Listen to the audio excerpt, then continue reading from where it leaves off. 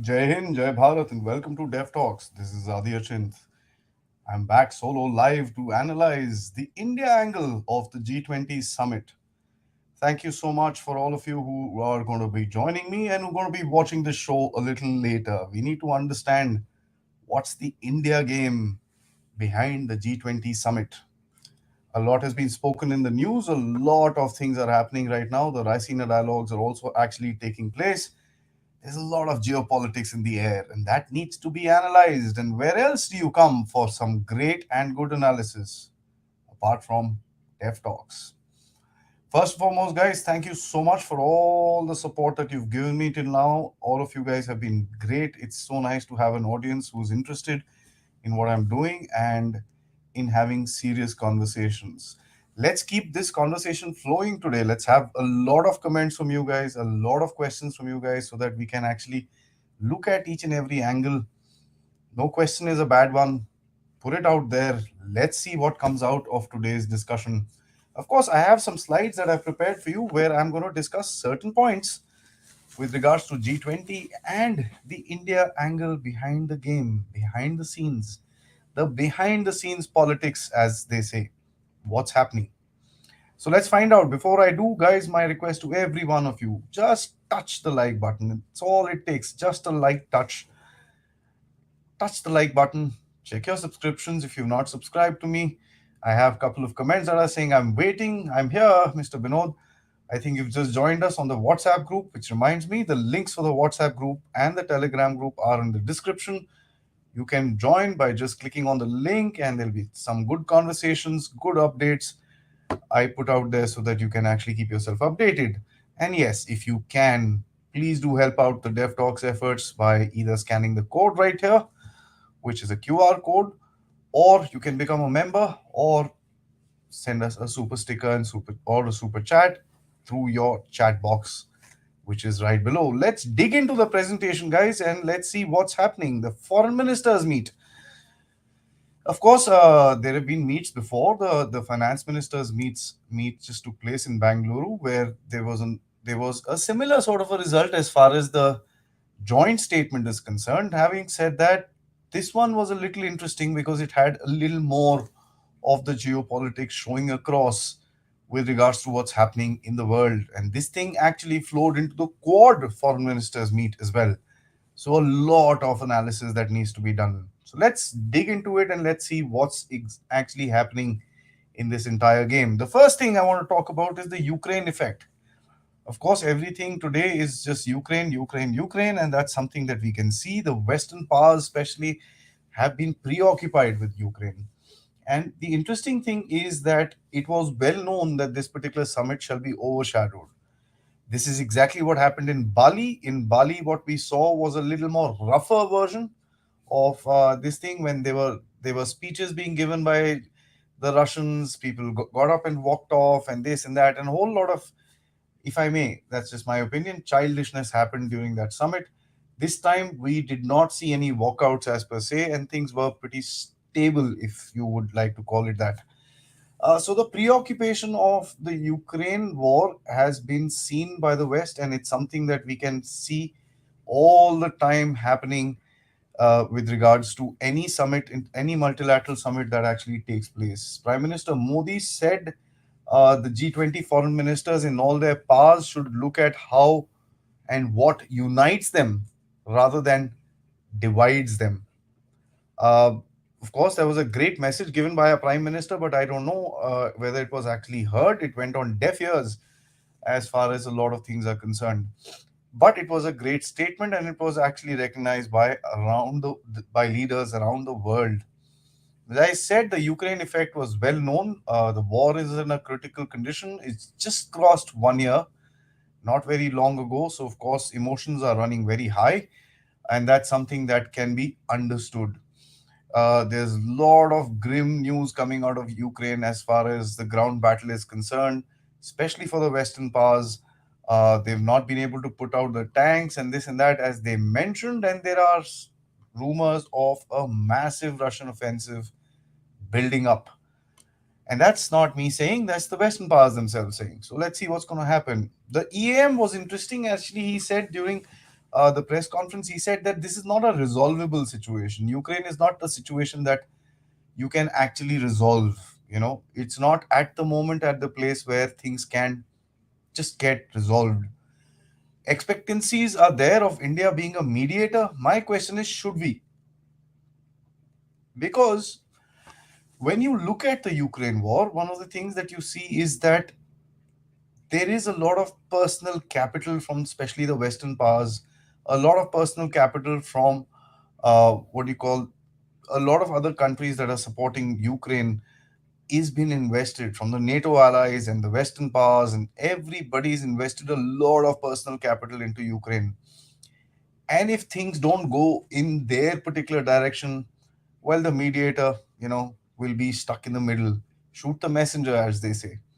So that's something which India needs to look at before actually jumping in into being a mediator. Because when we look at the way both the foreign ministers actually took off on each other in the G20 meet and their statements afterwards, you know that this thing is not in a place today where a resolution of any kind could actually come out through diplomacy, because there is pretty much a refusal. The Russians blame the Ukrainians for not wanting to talk. The Ukrainians blame the Russians.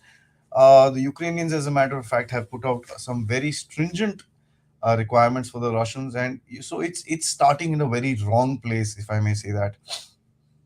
The one big thing that we will take, and this is something that I off take, because India has done this Voice of the Global South summit recently where 120 countries actually came in. I think the Global South will take a very, very wrong message with regards to what is actually happening, an overpowering of all these forums by the Ukraine war. Because if you look at the Global South, there are multiple wars on in various different countries. If you look at Africa, there's fighting, massive fighting, especially in Ethiopia and many other regions.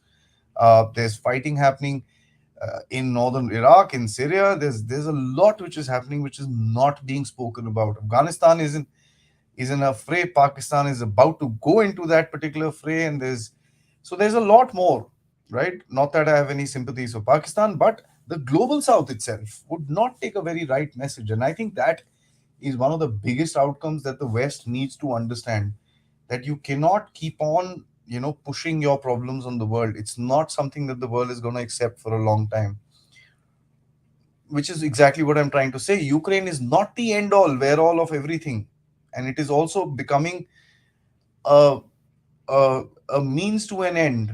Oh, good evening, General Asnain sir. Good evening and namaskar. Thank you so much for popping in and giving me your blessing. So, as I was saying, Ukraine is becoming a means to an end to a lot of countries to achieve a certain segment, to achieve a certain outcome towards their own means. You've got the Russians that, of course, want to push back from the West, and you've got the Americans that want to contain Russia, as per se, as per if you look at what they say. So it's quite a battle of influence as well. Uh, the interesting thing that the big interesting thing that actually happened was the U.S. Secretary of State Blinken actually met with Sergei Lavrov, just about 10-minute meeting where they, I think, just exchanged their notes. But that's probably the first time that has actually taken place where an in-person one-to-one dialogue has taken place. Bali was just a hello, and then of course you also had the phone calls which have been happening. I think in June 2022 was the last phone call that actually took place between both these gentlemen. Uh, Interestingly, that India was a place that this particular thing happens. I want to make sure that we actually look at the politic behind this particular discussion. Of course, if somebody is going to tell me that India was not involved in actually breaking that little ice to start a conversation, I would not agree with that, because at the end of it, if the summit is happening in India, you would find a lot of the back ending being done by India to actually have certain things going across. So it's an interesting move. It's an interesting development that has happened. We need to see if it gets developed and if it actually moves forward on to certain things. Because the next big thing, which is going to be a summit level meeting, will be the head of state meeting. So, where did this entire thing go if the Ukraine war does not come to any particular conclusion? This is interesting, and I just thought I'll put it as a slide just to discuss it. Minister Jaishankar actually got up and requested all participants to observe a minute's silence for the victims of earthquake in Turkey and Syria as well. This was a rare gesture that actually doesn't happen. If you know that a lot of the help from the Western powers actually went on to what do you call Turkey, it did not go to Syria because of the sanctions and stuff like that. And there were statements made by the EU, some leaders in the EU who said we can't help Syria because of sanctions. India did do its part. And it was interesting that Minister Jaishankar was able to actually get all of them together on the same page for this particular thing, as politic kind of plays a role in every little thing today. Now, the China effect. Now, this is something very interesting to me because if you look at China, Qinggang, the foreign minister that actually came, it's interesting that Qinggang, the foreign minister, came and not Wang Yi, the foreign minister who came, because if I'm not mistaken, Wang Yi is still the foreign minister till the 31st of March. So I don't know why this gentleman has come. But in any ways, I guess the Chinese are trying to fold across a new page and with a new person that is actually a little easier. Now, one of the things that we need to understand is that a successful G20 summit under India's presidency is not something that the Chinese will be very excited about. I've said likely, but I'm going to put my money on it. They're not going to be excited about it. The reason is that, of course, the Chinese think they are the big dog in the entire neighborhood, and if India comes out and steals their thunder, that's not something that the Chinese will be very happy with. And if you know, I personally believe so in a large extent that the Chinese president, when he was supposed to visit the SEO summit in Uzbekistan, because Prime Minister Modi was going there in person, he had to travel himself as well. I actually think that is quite a plausible sort of a solution. I can't prove it, but that's something that I kind of believe in. So, this is something that they'll have to contend with. The Chinese will need to understand what exactly is happening with regards to India, and they'll have to take steps to kind of counter that influence that India will build up. So this is something that we need to understand, and of course, we need to also understand. But the rumor has it that the Chinese and the Russians, of course, Russians I can understand, but the Chinese and the Russians were not very excited about the joint statement coming out. So Russia, I think India could have worked with. China, on the other hand, interesting story. China will also not be happy about the voice of the global south. 120 countries just pop into India when India calls for it. It's interesting. Uh, Voice of the global south, and India wants to be the voice, not the leader of the global south. So that's a very interesting way of putting things across. China is not going to be happy with that. That's called soft power, right? The West has stopped talking about India Russia relationship, whereas today China is under the threat of sanctions. So the Chinese are looking at all this stuff. Yeah, India is also buying a lot of Russian oil. We've just got the third squadron, I believe, of the S-400s. The Super Sukhoi, the Russians are working with India and they want to do something. Trade is at an all-time high. India is not getting any sanctions. Of course, there's this media that keeps harping about it, which is not, if I may, not the main policy, because a lot of the media is today also driven by some very aggressive journalists who probably don't understand the realities of situations. And we've seen examples of that actually coming out where the country says one thing and the media says completely the opposite of what the leadership is saying. So, what I look at it is that the Chinese will not be happy again with India being able to actually talk both the sides, right? And that is something very, very interesting that we need to understand. The unique position of India, as I said, a friend of all, except of course Pakistan. Pakistan has a special place in all of our hearts, and of course in the leadership's heart as well. As Minister Jaishankar very rightly said some time ago, he said, any decision on Pakistan will be taken into consideration only after the public sentiment is actually gauged. So as long as we guys, you and me, are not very pro any help towards Pakistan, it will not happen. And I know the answer to that question. Anyways, let's move forward. Other major powers, such as Russia and the United States, have welcomed India's aspiration of a leading power. What does China do? Keeps it up and deliberately tries to raise tensions on the LAC. Of course, some of you will say, our delegation, WNCC delegation, went to Beijing. We had a meeting there, and the Chinese foreign minister has come here. We met with Minister Jaishankar, but the ground reality is that we both stand on the same place as we were before all this activity takes place. Chinese will have to go a step further than that to kind of try and see uh, what India would actually want to do. Interestingly, the just follow on from this foreign ministers meet. You also had the Quad foreign ministers meet, where the Chinese, for that matter, are not very happy with the Quad being together. Of course, the Quad enforces the fact that we are not anti anybody else; we are pro the Quad and the Quad countries and the region. And that's a very interesting thing. I was watching the Raisina dialogues today with all the four foreign ministers talking about their perspectives. And this is one thing common that actually came out. Everybody wants the Quad to be positioned as an anti China uh, this thing. I personally believe that anti someone else is not possible, because then you become a Pakistan. One of the things that you need to understand, any grouping or any section or any alliance for that matter, you join in, you cannot be towards an anti someone. It has to be pro you. So the India's China policy cannot be anti China, it has to be pro India. When you are anti someone, as I said before, you become Pakistan.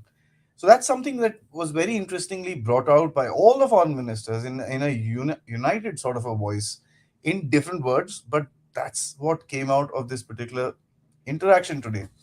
The China India game is also, of course, always hot.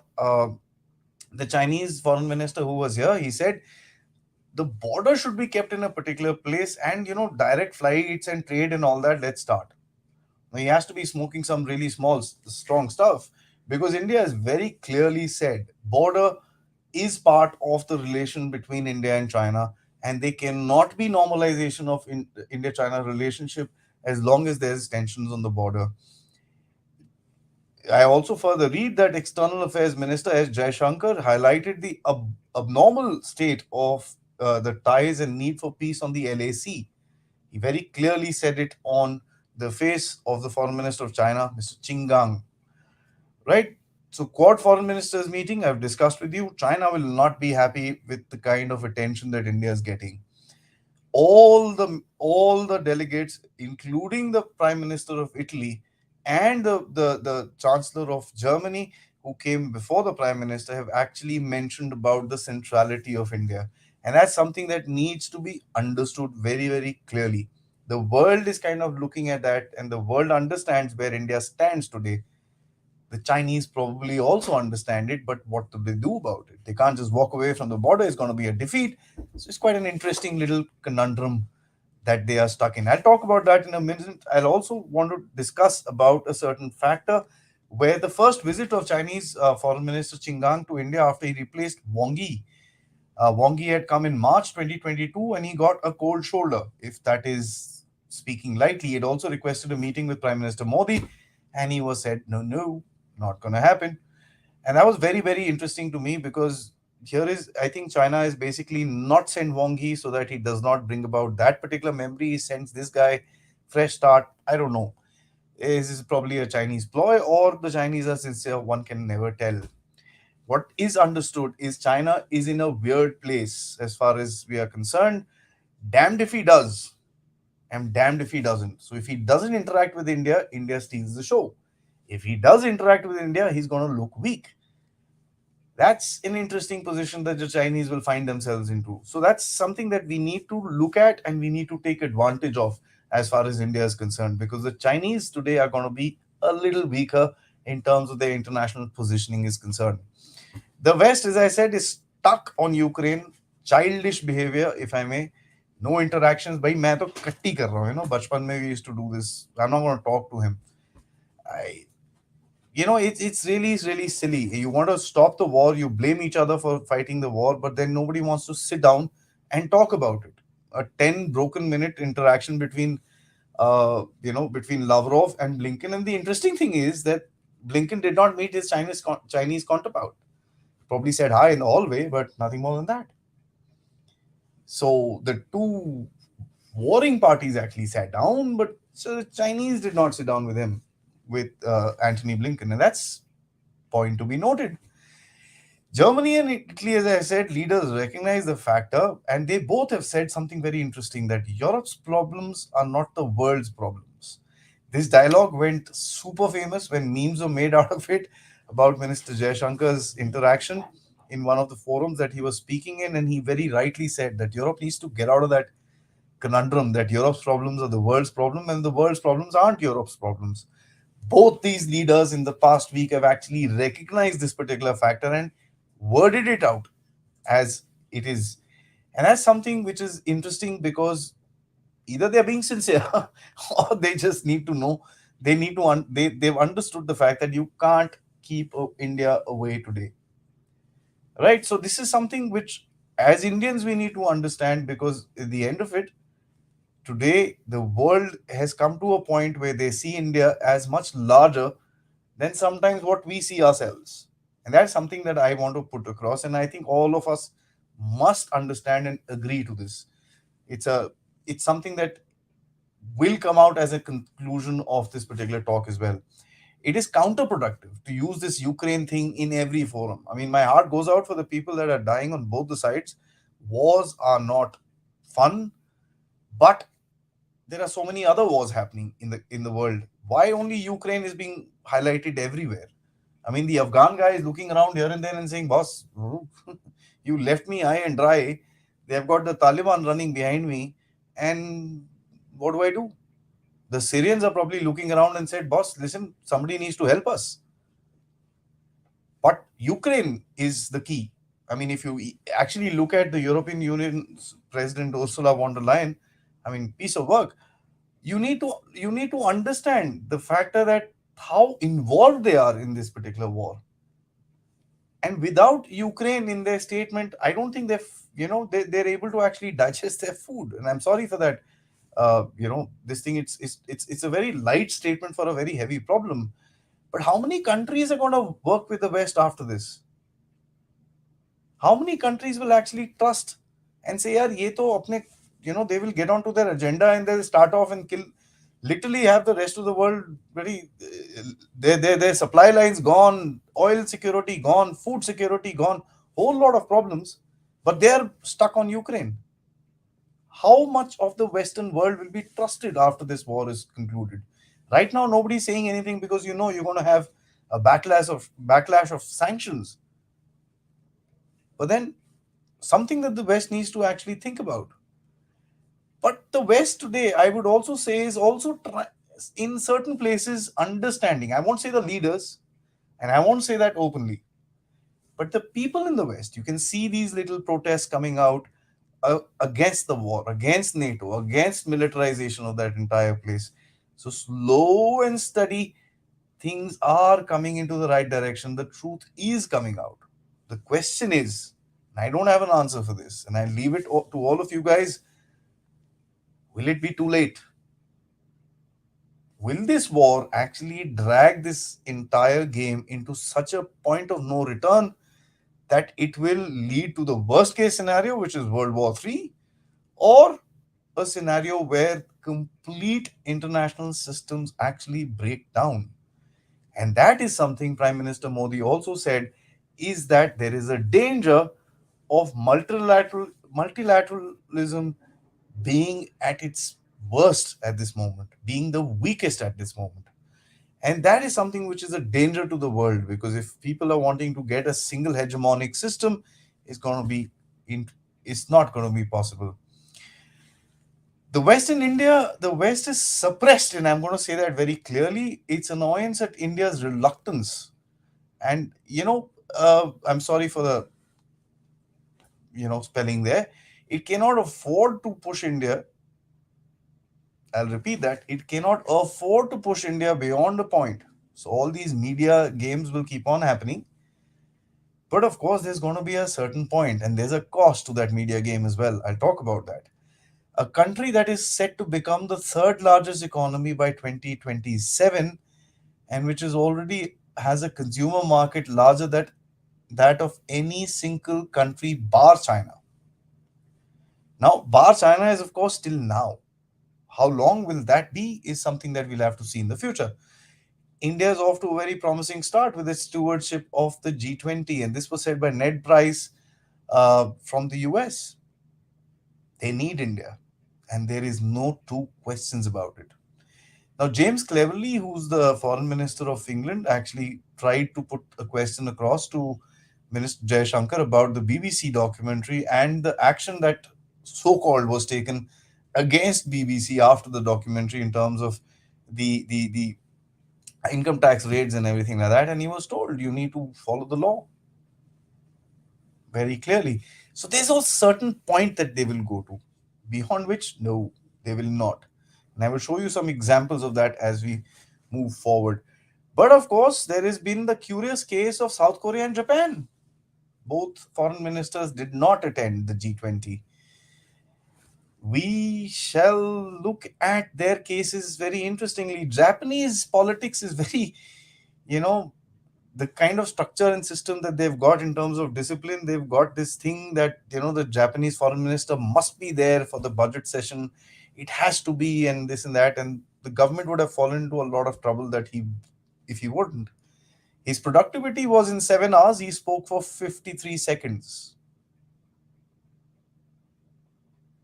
You know, the government, as I said, would have come into a lot of attacks, and but the priorities are kind of missing. The G20 is a big forum.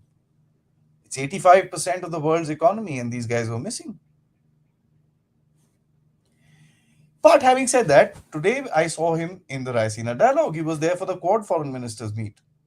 And he said that as G7 president, Japan wishes to coordinate closely with the G20 chair India, Japan's foreign minister Hayashi. Funnily speaking, I think the Japanese have realized something else. And before I started this show, I also saw an update that the Japanese prime minister should be visiting India in this month, very shortly. So that's interesting. South Korea, on the other hand, interesting. That's something which is very, very, weird. But anyways, let's look at it. Park Jin, the South Korean foreign minister, was not able to participate due to involvement in domestic affairs. This was a release that was actually put across by the South Korean Foreign Ministry. Domestic affairs, interesting. He had hoped to meet the Japanese counterpart on the sidelines of the G20 meeting post to basically resolve these old disputes that they've got with regards to World War II. They've been using these forums to kind of create some sort of synergy between the two countries. There is a newspaper called Kunggyang Shinmun.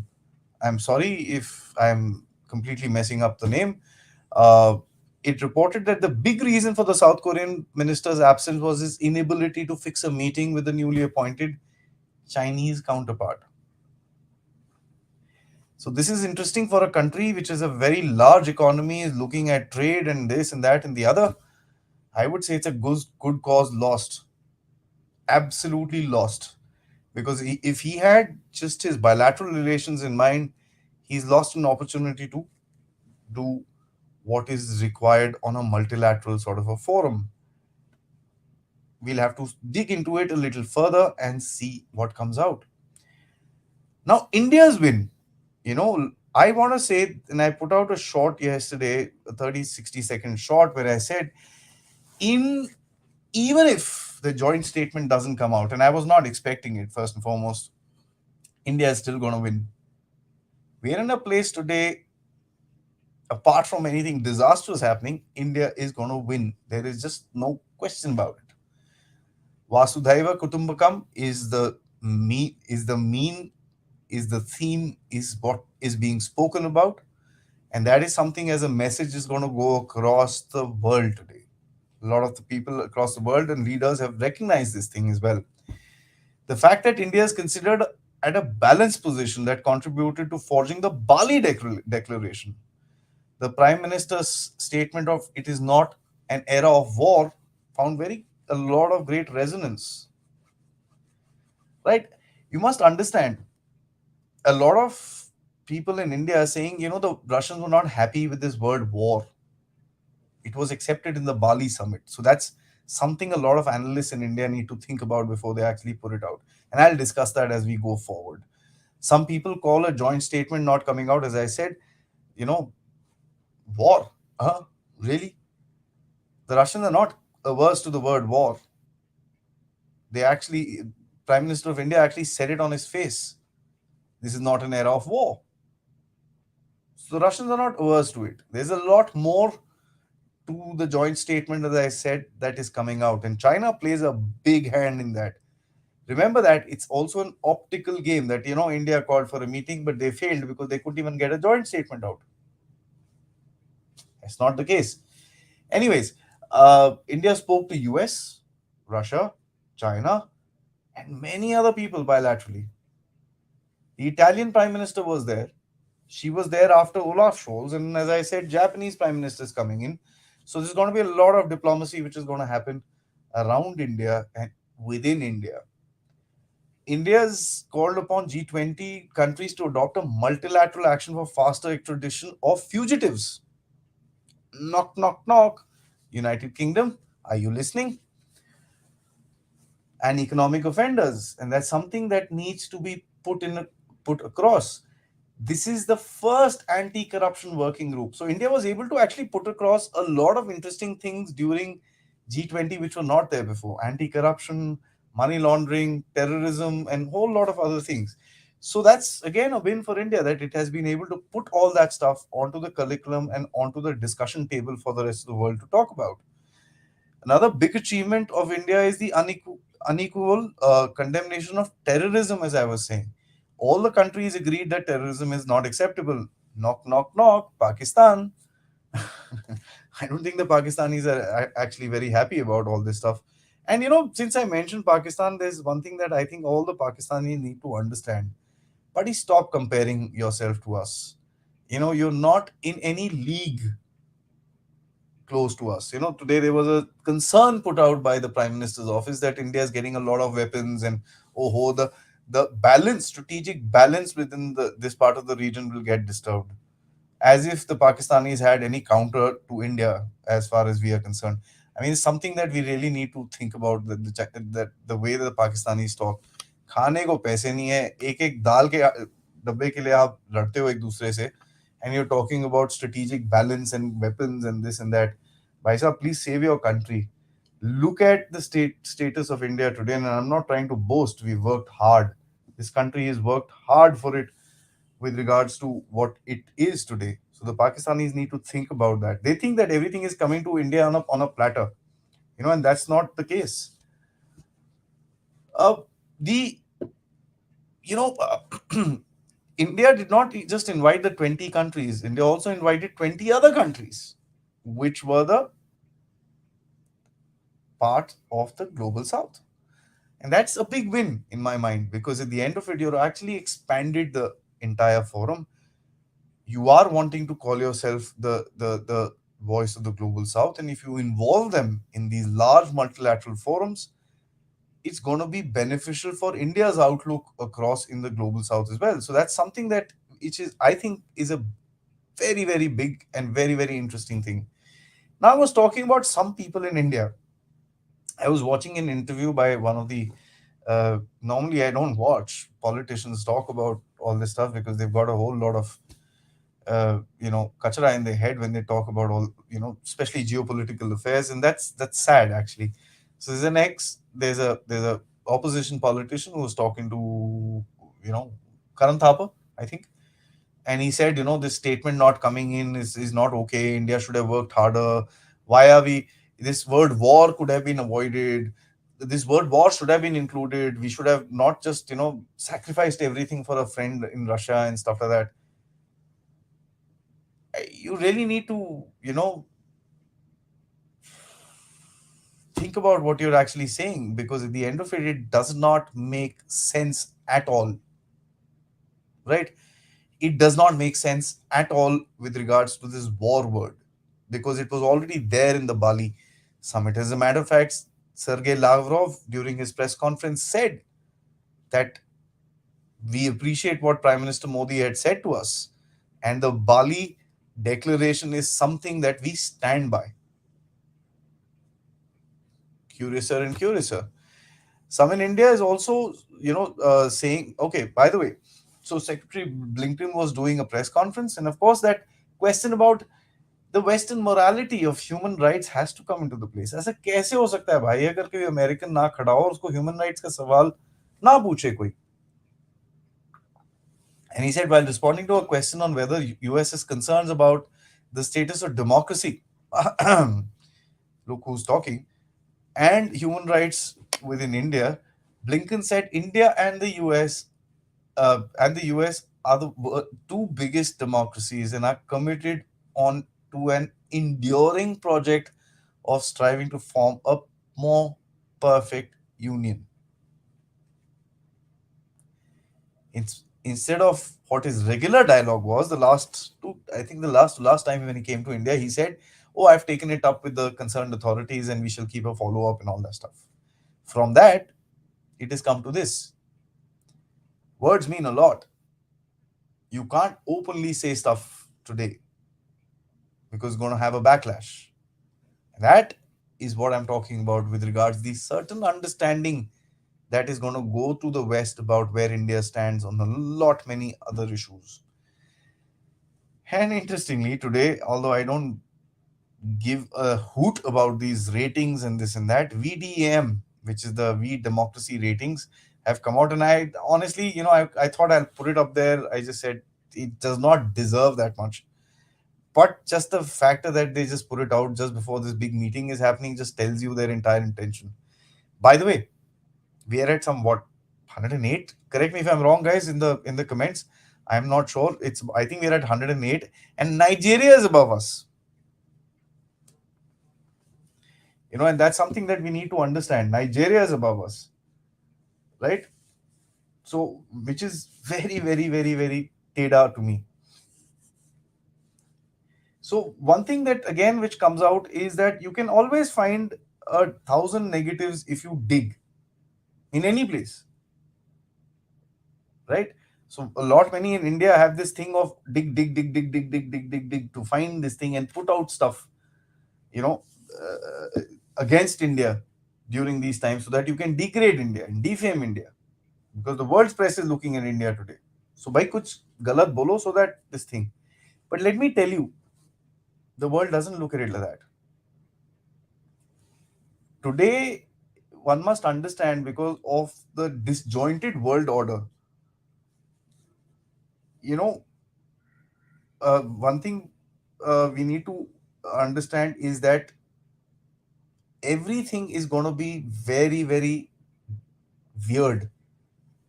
Regular setups are not going to be giving you the way and the outcomes which were there before.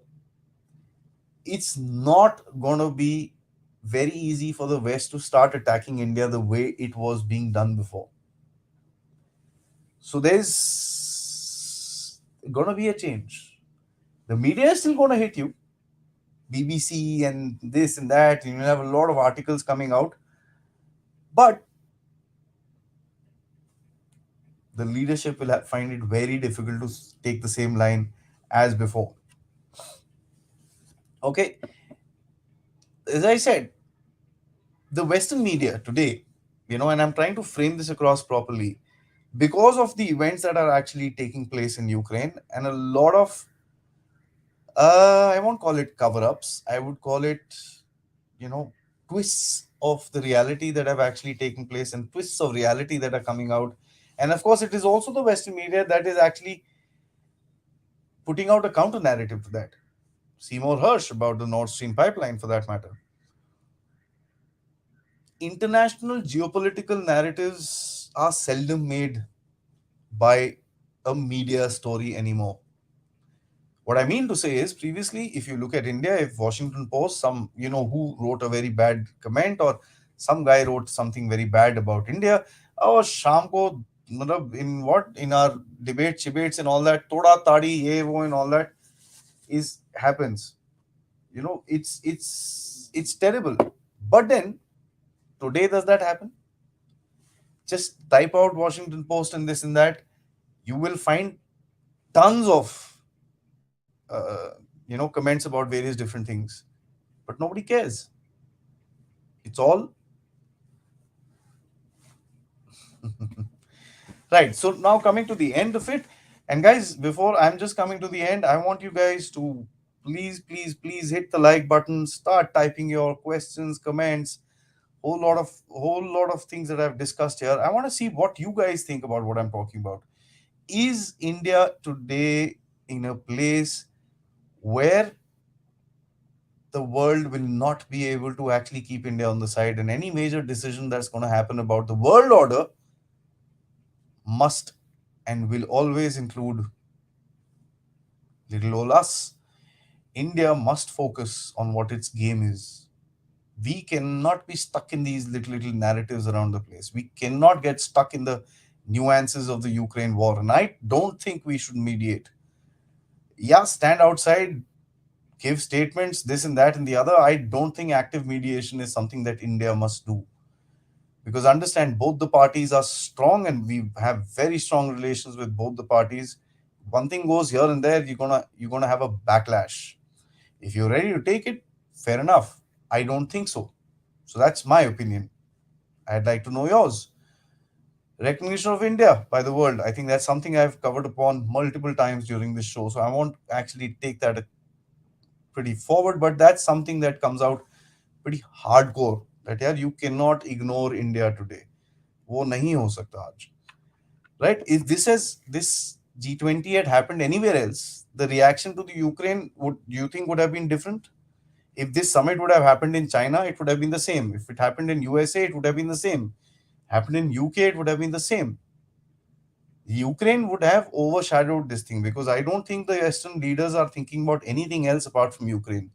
You had the foreign minister of Germany, Annalena Baerbock, who actually in Germany mentioned that Germans might just have to suffer, but we still need to support Ukraine. Okay, she went to her constituency and she was pelted with eggs. So it's not a bed of roses on the other side as well. So Ukraine would overshadow things. There is no question about it. Again, personal capital of all these leaders are attached to it. UK goes to the polls shortly. USA is going to the polls before that. India goes to the polls. So everybody's kind of preparing for that internal narrative for which they're setting up external geopolitics. India behind the scene did work a lot on the meeting of Lavrov and Blinken. I'm going to repeat this. If anybody thinks that India did not have a role to play between this meeting, I don't agree with it. I really don't agree with it. It's a shot in the dark, and that's how the kind of mediation I'd like India to do. If we can facilitate both the parties to come and sit together, you handle your own business. I'm not getting involved. My job is to bring both of you onto the table. Bring both of you guys in the same room for that matter. And that to me was the biggest win. If that is what we can do, that is what we must do. China must be put under pressure. It's under pressure right now. You're going to be talking to China from a position of strength, especially as far as global geopolitics is concerned. We must push this down. We should not leave this. We should not leave the entire pressure that we've been able to build up on China. Economically, militarily, diplomatically, this thing needs to be doubled down so that we can actually get what we want out of China. Pakistan. The less said, the better. Here is a country whose YouTubers don't get tired talking about what Hindustan, Bharat देखो क्या कर रहा है, भारत देखो क्या कर रहा है, भारत देखो. अरे भाई भारत को छोड़ दो यार, आप अपना देख लो साहब. Please, we are in a position where we can talk about other countries, not Pakistan. Pakistan should talk about itself. I believe some 131 essential medicines are out of stock. And here is a country who's concerned about arms coming into India. It's not my fault you don't have money to buy toilet paper. It's not. If we progress, we're going to be able to do whatever we wanted to do. If in the 60s and the 70s, when you had money, you were doing what the hell you felt like. Pakistan needs to understand the ground realities of the situation and ground realities of India today. It's not as easy as what Pakistan used to think, because it does not have the strategic advantage of its location anymore. Ukraine war will go on, and India must find a way to work for itself through this mess. One cannot sit quietly and say कि भाई अब ये तो Ukraine war हो रहा है तभी joint statement नहीं निकला. I don't think Jaishankar Saab is like that. But we must not sit quietly by just saying, what can I do? We must push for the resolution and try and get something out of it. And that's where our strength will be actually showcased to the world. That whatever said and done, these guys got the two parties together under the same roof, no walkouts, and then got them to do a bilateral summit as well. Right now was not a summit, was probably a high buy, but if you're able to do that in the due course, as I said, facilitator of mediation is something as a is a role that India must play. And that will bring me to my last slide, where I want to read out something. All of you might be surprised where I actually picked this up from, but this was actually picked up from the Global Times, the Chinese mouthpiece. It made a lot of sense to me, so I put it across as the last slide. It says the global economic cooperation situation is already very fragile and needs new energy. Who's the new energy? India. Thanks, China. It cannot withstand new disruptions. You can't, for sure. At this critical moment, each member of the G20 has a responsibility to demonstrate political wisdom and a sense of responsibility to seek common ground while putting aside differences. Although it makes a lot of sense, but I can understand why the Chinese are pushing for this. यार borders side में रखो यार, अभी बात करते हैं यार, let's sort this out. They would try and do that, because at the end of it, the Chinese are getting the short end of the stick, and there is no two saying about it. Something that we need to understand in India very, very carefully. This is an opportunity for us that we start taking advantage of the geopolitical situation that we find ourselves in, of the weakness of China geopolitically, and try and see how we can build up our own value chain. That's all for me, guys. I want to see and get into your questions. Before I do, like. Please do like this video. It's very, very critical. Uh, Check your subscriptions. If you haven't subscribed to me, please do so. Switch on your bell icons. I hope you liked the show in the evening. Dr. Pathak is a new entrant on Dev Talks, who I'm going to talk about the Chinese mentality, amongst a lot many other things with regards to China. And there's some very interesting shows coming in the next week as well. I'll put out little short stories so that you get to know and you can actually fix up, uh, your time schedules accordingly. Of course, yes, if you can, do help out the Dev Talks efforts with the QR code right here, or you can actually just send us a sticker or super chat, or become a member. I'm proud, as a matter of fact, of having such a brilliant audience as all of you guys, and I'm really, really glad that all of us could get together in multiple different talks with multiple different people, put out your messages, hear our views, and have a great interaction. Let's get into it. The first one, you said it rightly, Adi. India's naivete and self-deluding pomposity was evident. I say that? I didn't say that. Well, I didn't say that in that particular aspect. The angle about I'll take any comment. As a matter of fact, it's I don't like to filter comments. See, Hero Saab, or I'm not sure. See, the factor that I'm actually trying to bring about is that India needs to come across to a point where you are actually being able to position yourself in the global stage as a credible, reliable power. Something that the Chinese try to do, but because of what they're doing, they're failing. Now, when you may call it pomposity, when you would say that, oh, India is trying to do this, that, and the other, which it does not have the capacity, but one of the biggest things about becoming a great power has to be to behave like one first.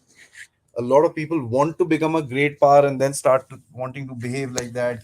There's no timeline to it. You have to start doing stuff. And I think what India did today and yesterday was a fantastic show of brilliant diplomacy. I must say this. ये तो होना ही था.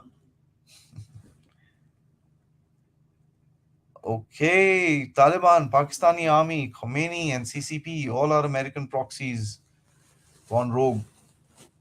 That's an interesting comment. I'd like to add, is Ukrainistan coming into being into your list as well?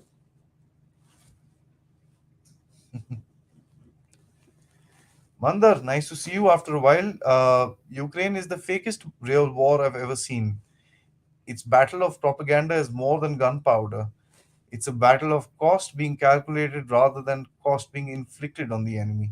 I don't know which side of the game that you're talking about, but the Ukrainians seem to have lost about 200,000 soldiers. That's a little more than I think they would have bought in for. That's pretty much their entire standing army. They had 250,000 troops. So that's pretty much their entire standing army when they started the war without the reserves. So that's something one must consider. But you know, I agree with you with the battle of propaganda. It's been ridiculous. There's just no question about it. एक दिन कोई एक चीज बोलता है एक दिन दूसरे दिन कोई दूसरी चीज बोलता है there is just no way that you can figure out what exactly is happening on the battlefield.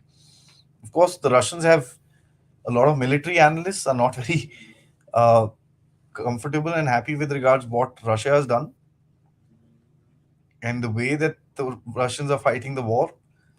I personally feel, and I'm not a military guy or anything like that, but having studied this war for this long, it's something that I can see.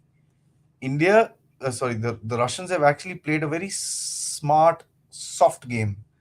But now they've got these three meat grinders going across in Ukraine where the kind of casualties that are being inflicted and which are being reported, even in the Ukrainian media, are terrible. So it's sad. And John Saab, you say Ukraine is a means to an end. Yes, this will be debatable depending on who you ask. I agree with you, and I'd like to ask. Actually, both of them will say that. The Russians will say that we want to push back against NATO and the American hegemony and stuff like that. So it's a mean to an end, and the Americans will say we want to kind of push back Russia and make it weak. So it's a means to an end for them as well. Ukraine has also become a means to an end for the rest of the world who are basically, I won't say using it, getting the impact of it and actually wanting to change their setup. Voice of the Global South, the so-called de-dollarization activity that we see around the place. I don't think it's fully on right now, but there are talks about it. So a lot of people are using this particular thing to figure out what they want to do in the future. New alliances, new friendships, new setups are coming across. It's interesting. This war is actually changing the world. Adi, when will you do a show on the current situation in Punjab? I will try and figure that out.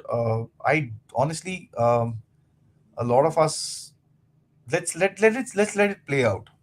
I've done a show. I put across my thoughts, but I'd really like it to play out a little bit because I don't think it will. Let's hope I am right. If I am not right, well, we'll kind of look at it a little later as well. I think it's a little too premature because this is just ground level politics kind of taking shape right now. It's going to take some time before stuff actually sets in. Having said that, there's a lot of back ending work which is happening. Remember, catching the big guy does not give you anything, it makes him a martyr. You have to cut from the back. A lot of you will say that it's following the last time as well. The last time there was no back cutting that was being done. This time there is. Getting the two to just talk is an achievement. I agree with you there, Adi. Thank you, sir. General Hasnain, sir, thank you so much for your blessing, sir. It's an honor. Nehru used the term voice of Asia back in the day, so it is a rehash. And yes, the Chinese did not like it back then either. Absolutely. Why shouldn't we? If there's a good thing that that Nehru did, why can't we use a little spit and polish, shine it up, and bring it out? There's no harm in that. But it's not the idea that matters; it's the execution. Of course, the idea does matter, but it's also the execution on the ground which should give us good results, will matter in the future as well. I'm sure you'll agree with me.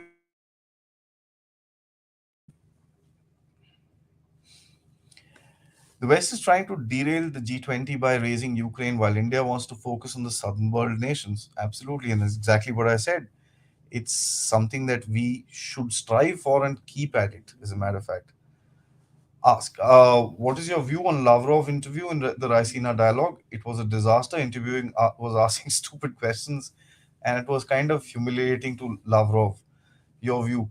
See, you know, the problem is, and I'll put this across very clearly. I find these interviewers want to actually score a brownie point by making the person say something that he doesn't want to, right? To make their interview a little talk of town sort of a thing, which I don't think is the right way of getting information out of people. And after having done about 300-400 interviews on my channel as well, the better way to talk to a person and get something out of it is actually to lead a person softly.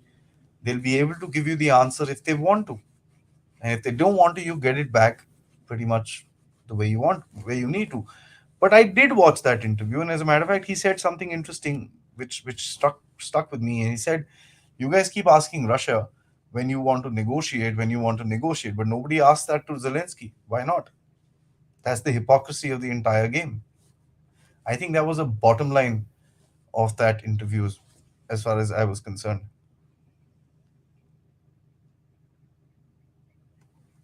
Also, they openly laughed at Lavrov and people doing propaganda. Even Indians are laughing on Lavrov. Well, that's fine. Perfectly all right. He's a funny guy, actually. But seriously speaking, a lot of these interviews are set up to bring about a, a, a, a an outcome. They want something out of that. So sometimes it's like that. So yeah, that's how it is. But let me say this, Lavrov is not a bacha. He's a very strong guy. He's been there at the forefront, especially Putin's forefront for a long time. He's faced many such people, and I don't think he's going to get rattled by any of these things. World War III is eminently avoidable if we instead concentrate on Judgment Day and leap technology into the solar system and beyond. Well, buddy, thoda sa far fetched. I mean, of course, I'm not saying it's impossible, but it needs to be uh, understood that World War III, I don't think anybody's stupid enough of actually going towards that end. I don't think so. The people in the West and people who are sitting in power in the West are insane enough of doing something like that, or even the Russians. Chinese, I'm not sure about, but I don't think so. But having said that, one thing that has come out of this Ukraine war is that these physical long conflicts are something that can actually happen, right? So, and there's a lot of misnomer about, oh, the days of the long wars are gone. No, it's not. A lot of people say that, oh, you can't defeat a superpower. Really? What happened to America in Vietnam? What happened to America in Iraq? What happened to America in Afghanistan? They got defeated. So it can actually go either way if you look at it. So there's a whole lot that is put across in terms of propaganda, where it kind of affects our understanding of various situations. They've put out nuclear weapons like, oh, bhai, ab to use karke. Nobody's going to use nuclear weapons. You have to be stupid, to use them. Because, for example, the Pakistanis keep talking about it. They'll be wiped off the map, and especially the West understands the kind of power that both of them have. I mean, the Russians have, of course, larger amount of nuclear weapons, but the Americans have quite a bit as well. So it's quite sorted. Having said that, these kind of proxy wars will continue, and it's damn dangerous. Because if the Americans, and let me say this, have gotten away, if they get away with this particular thing unscathed, they will try this again sometime in the future. If the West is trying to hijack the show, that only tells you that they are losing and they know it. Prolific, non Saab, prolific. As a matter of fact, I've been saying this. The the stupidity of the Ukraine war propaganda is so funny. On one hand, they say, "See, look at the Russians; they're so dumb; they can't even fight the Ukrainians. Their soldiers are weak. This is weak. Their equipment is bad. Ye wo and everything." अच्छा भाई ठीक है मान लिया. On the second breath, they will say, "Oh, bhai, now the Russians are poised to take. They want to attack the rest of Europe and take it back and create the Soviet Union back again." Sometimes you really wonder what is propaganda all about, because propaganda has to be based on certain amount of reality. Neither of these statements actually showcase the reality. Western penetration in our government institutions is far too much. I mean, judiciary, politicians, civil servants, and it's all getting more worrisome. I do agree with you, but I don't think it's getting more worrisome. It is coming out in the open. That's why it seems worrisome. Previously, we didn't know about it, so ignorance was bliss. Today, it's coming out in the open, and that's how it is. I think a lot of societal correction will happen in India before things actually go to a certain point. But then sometimes these things can actually create something good, or sometimes they can actually lead up into a disaster. Japanese politics is very protocol oriented. Yes, it is, but this wasn't actually a protocol. This was a fear for losing your seat, right? They are, and Kumar, thank you so much. When you say this, everyone, please press the like button without fail. They're just not concerned with weapons. They just found a new reason to milk the nation for more than half empty tenders. I agree with you. I mean, I find Ukraine to be the one of the biggest money laundering operations that has been done in the Western world in the recent past. There, I just said it. Yes, an odd excuse by the South Korean side. Odd, curious here and curious here, sir. Nothing more than that. The interesting thing about South Korea is that they are in a place where they need a lot of help, but they've got a lot of issues of themselves with regards to their population, with regards to Japan and North Korea, and it's just a lot on their plate as well. There's something that we need to understand. Having said that, it's a little weird for them not to come here. And if you look at the South Korean newspaper, the reason that they give, if you believe that, might be one of the reasons. I don't think it's the main reason. We'll have to find out as to what the main reason was. Sharda, nice to see you again. At the rate that we are going, what do you think Bharat when do you think Bharat can call out the great US on human right violations, abuse of democratic system, etc.? You know, that's I think you've given a two-part question. Let me answer this first. I think Bharat already called it out. As a matter of fact, Minister Jaishankar last time when he was sitting in the US and somebody asked him about this, and he said, "So what? They can ask us about our situation. What do you think? We don't ask about their situation." Now the funny thing is, our journalists when they go abroad, they will not ask this question. No, they won't, because our people don't know how to play politics. They don't know. They don't understand the great game, if I may put it that way. It's does. I mean, the Western journalists know how to put this across, and they've been trying to. If you notice the question that India has got about Russian oil straight since March last year till even now. But have you ever seen an Indian journalist actually pushing someone to get an answer, for example, for the way that they do it? No. All they want is basically some brownie points from everyone or scream and shout at someone. If we are able to actually sustain the thought process, I'm sure this question will be able to be asked very soon openly by the government as well. China dwarfs in comparison to the harm the US has the potential to inflict. Potential? has already inflicted. An open enemy any day is better than a cunning friend. That's a prolific statement, I must say. I'd also like to add to what you're saying. We are all very scared about Chinese snooping, internet snooping, and this and that and the other. Who's the biggest snooper in the world? USA. Right? So all our information is sitting in the NSA. Let me say that very, very clearly. And I agree with you. There is USA is a country that will work on its own self-interest. Today they're not able to ask us questions, but let's go back to April last year. Oh, India will be sanctioned. What was that silly thing? Katsa. Katsa will be put and this and that and the other was that's how it is.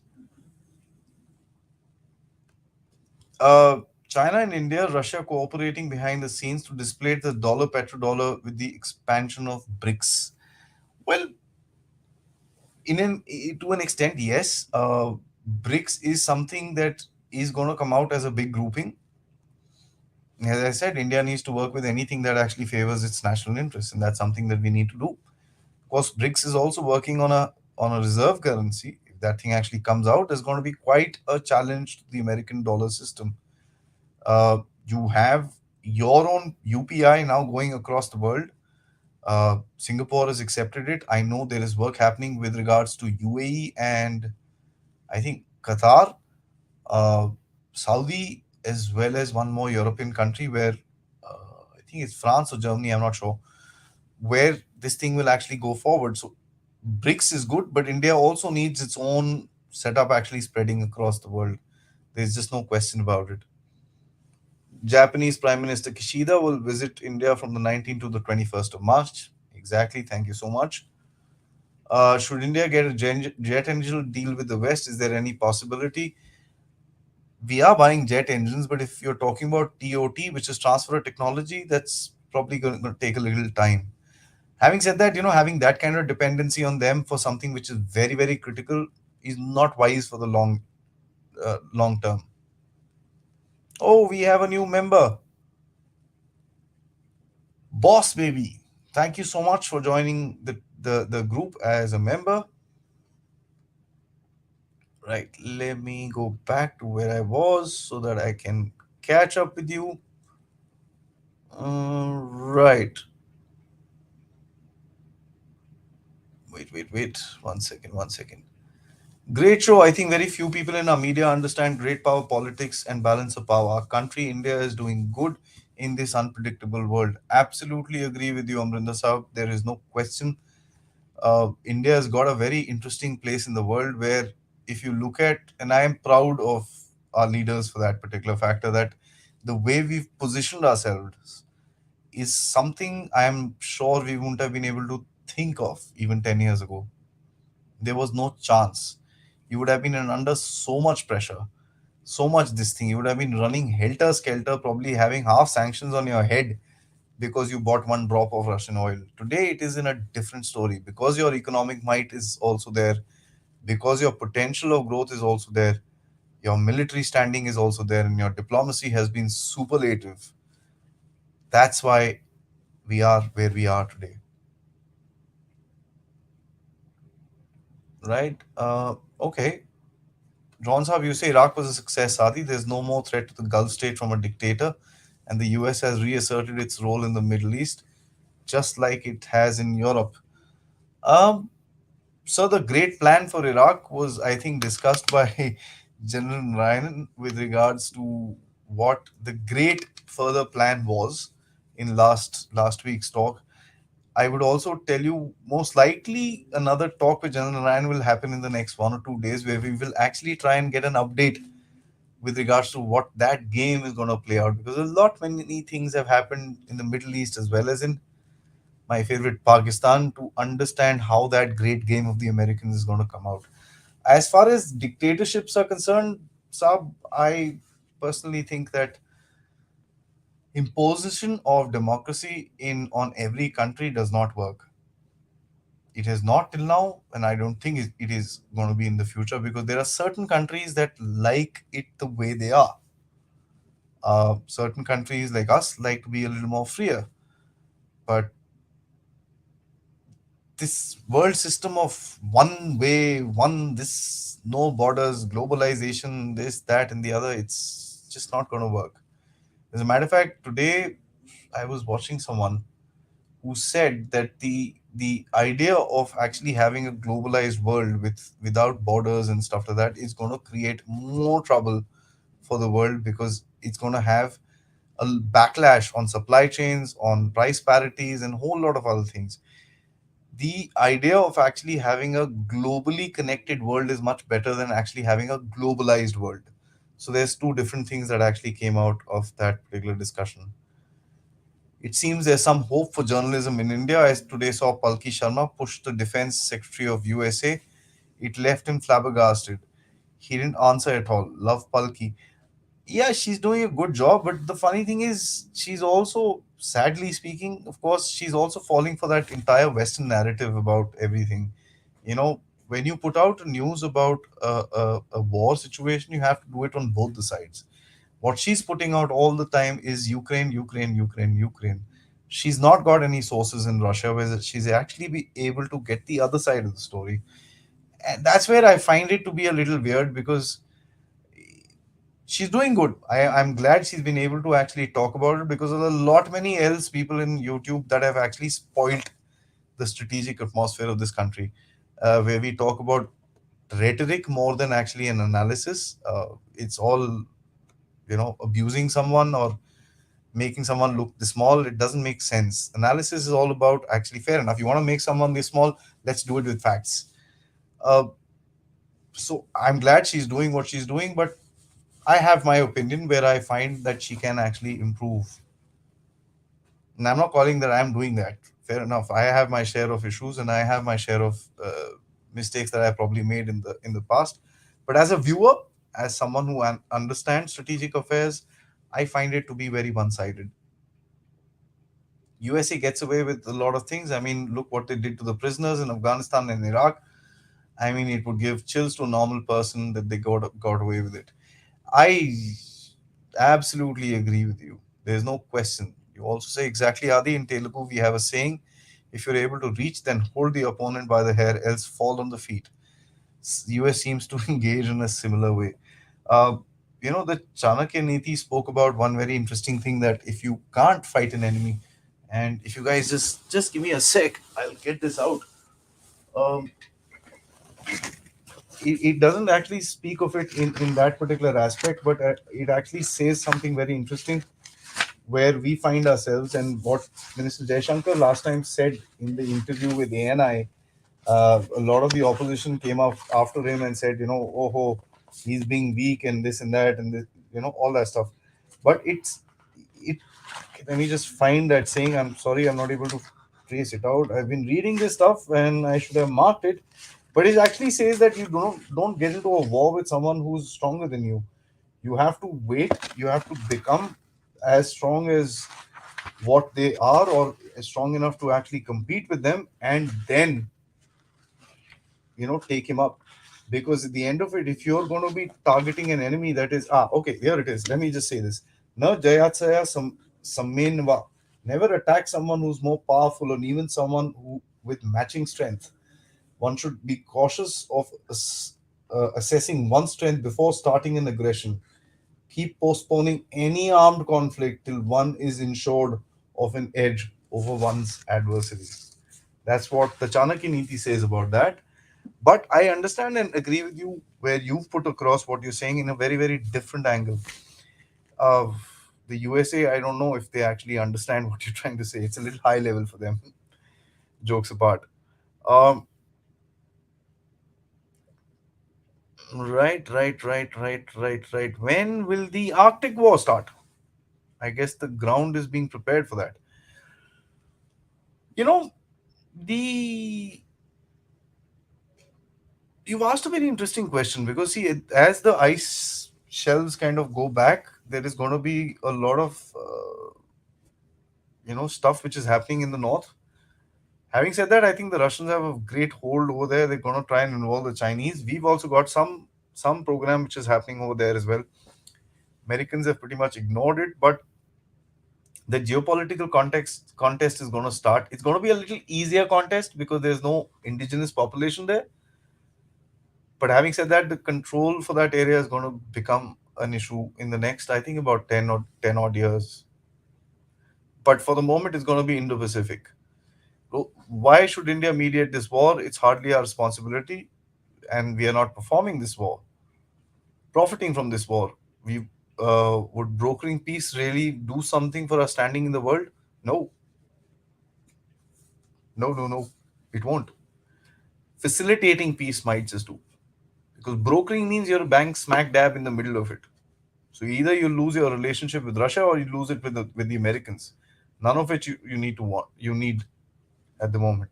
What you need is basically a position where you're able to actually stand between both of them and try and say, "Come, guys, sit down. I made you sit down now. Here is what I want. Now you guys talk it out." So it needs to be somewhere in that aspect where you are, um, you know, setting it up. India's partnership with Russia is very important to cause our own national interests. Otherwise, Russia is, with less options, can be overwhelmed by China, and we don't want China to be a hegemonic power in Eurasia. You're right. I don't think the Russians want that either. I don't know if you guys know that the Chinese put out some maps with Chinese names to Russian cities. So that's interesting as well. I am sure a lot of interesting phone calls would have happened, uh, uh, at the back end as well. We also need more options as India, because we don't want to be an ally of the Americans like Germany. We are a great power. Of course, we are. There's no question about it. Russian oil is not sanctioned, Adi. Using Western means of payment and insurance is absolutely, but the Russian oil is taboo. There's no question about it. I agree with you, sir. But see, the problem with the Russian oil and the hypocrisy of the Russian oil is that as of January, we were sending 76,000 barrels of oil a day to New York City and a lakh and 20,000 barrels to the United Kingdom. So it's a no touch subject as long as it comes to India, doesn't enter Indian shores, it gets refined outside and it kind of goes across, and there's a whole lot to it. But yeah, that's the hypocrisy of the situation. That's what it is. Has the Japanese foreign minister, joined in? Yes, he's joined in for the Quad session. Great insight. Thank you, guys. Thank you so much. I'm glad that I was able to put across a certain point. Um, I think most of you agree with what I'm trying to say. It's a victory for India, no matter what, and that's something that we need to understand. We are not in a place where these little articles and this and that will be able to phase the entire game out. Yeah, you can attack a businessman, make him lose $100 million. That's all fine, but that does not hit the entire image of India. It's not that easy to do that anymore. The Chinese would try it. The Chinese will try it again and again and again and again and again and again. And the West will also try it, but it's not going to be successful. As long as we in India are resilient, are confident, and are focused towards what we are doing today, that is the growth of this great nation of ours. On that note, guys, thank you so much, all of you guys. It's nice to actually hear. Thanks, Adi. Great analysis. Thank you so much. Great discussion both with Adi and between us on the chat. Shada, I'm going to read your conversation in the middle because I can't do both of the things. So yeah, I'm sure the conversation was great. Some great guys over here. So please join in more often, all of you guys. Tomorrow's going to be an interesting day. Of course, there'll be two shows, Saturday and Sunday. There are two shows, two very interesting shows. In the I will tell you a little later about the afternoon because that may just be a surprise. But in the evening, I have General Atta Hasnain, who's going to be talking to us about the impact of Islamism in Pakistan. Will you understand it a little deeper, and what will it do to the final outcome of Pakistan? So please join for that particular session. Thank you so much, guys. Before I do, like the video, most critically, share it with your friends. Let's make this community grow. We are at about 14,280 odd subscribers. Let's try and hit 15,000 before the end of next week so that we can all celebrate together. Thank you so much, guys. Jai Hind.